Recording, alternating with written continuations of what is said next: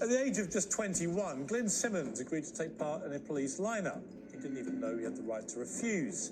It was the first in a shocking chain of events that saw him jailed for the next 48 years for a murder he didn't commit. Glenn Simmons was convicted of shooting two Edmond women during a liquor store robbery in 1974. And a nearly 50-year fight for justice is over. The longest wrongful sentence ever in the US. Nobody in American history has spent longer behind bars only to be completely exonerated.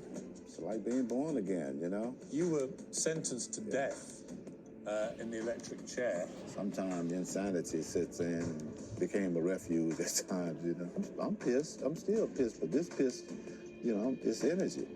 You know, I'm pissed off enough to make something right. What was the best and worst thing about the world that you found 50 years later? I haven't found nothing bad yet. It gets better for me every day. Now finally he's free, and Glenn Simmons joins Uncensored.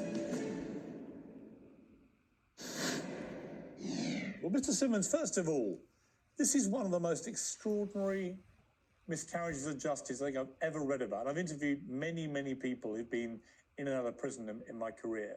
Nothing quite like yours.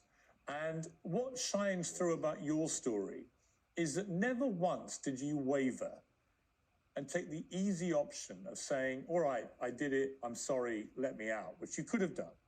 You never did that.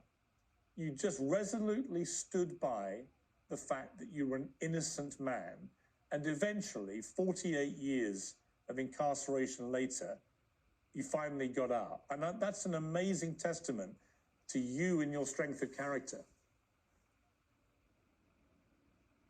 Thank you. Thank you for your, Piers. Yeah, being innocent, it never crossed my mind to cop to something I didn't do, you know. It crossed my mind after 48 years, after 45 years, and, you know, I thought about it, but I couldn't even fake it, you know. I know that would have been sort of, How did freedom taste? How did it smell when you finally came out of prison? That moment when you inhaled free air again. Well, it's like being born again, you know? Like I gotta imagine, I don't know how it is coming out of the womb, but it was sort of like, you know, being born again, you know? But I takes it all in stride and walk into it with confidence because I seen it, I visualized, I dreamed about it, I prayed on it, and this is what it, you know, this is the manifestation of it. I want to take you back, Glenn, to where it all started. You were just 21 years old, you had no criminal record, and you were in Oklahoma, you'd been there a few days, you were arrested on suspicion of robbery, one you hadn't committed. The police had no apparent reason to pick you up that day in 1975. The robbery victim didn't even recognize you. You were told you were free to leave, but just as you were about to be released, the police said they were short of men for a police lineup for something else and asked you to take part. And you didn't know it was within your rights to refuse. And your mother had taught you the importance of respecting officialdom.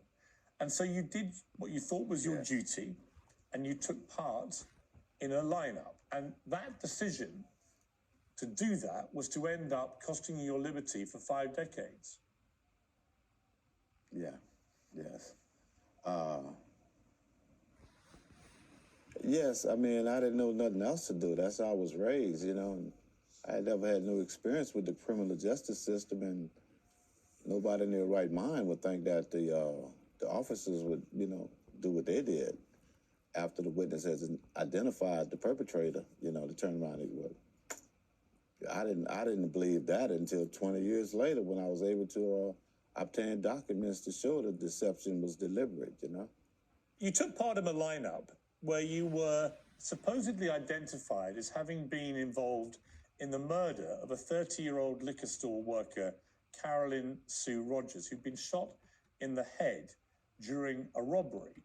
And along with somebody else, Dan Roberts, who were convicted and sentenced to death, as it turned out, later commuted to life imprisonment. But it's the fact that you're nothing to do with this crime. You've been pulled in to be in a police lineup. You're completely innocent. It's nothing to do with you. You get misidentified, and your life just very quickly spirals into a trial, imprisonment, potential execution. What are you thinking as this is all happening to you?